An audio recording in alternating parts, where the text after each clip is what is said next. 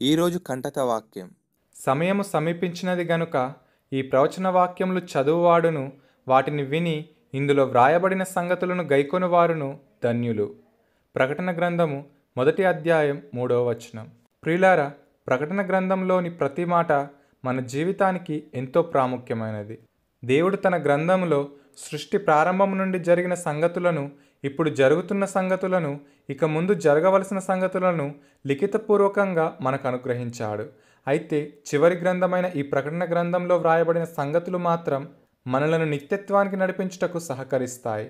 అందుకే ఈ గ్రంథ ప్రారంభంలోనే ఈ ప్రవచన వాక్యములు చదువువాడును వాటిని విని ఇందులో వ్రాయబడిన సంగతులను గైకొనువారును ధన్యులు అని వ్రాయించాడు. ప్రియులారా, దేవుని వాక్యాన్ని వినుట ద్వారా విశ్వాసం కలుగుతుంది. వినిన దాని ప్రకారంగా జీవించుట ద్వారా దేవుని గొప్ప కార్యాలను మనం అనుభవపూర్వకంగా చూడగలం. అందుకే అబ్రహాము దేవుని మాటను విని దాని ప్రకారంగా జీవించుట వలన తన జీవితంలో గొప్ప కార్యాలను చూడగలిగాడు.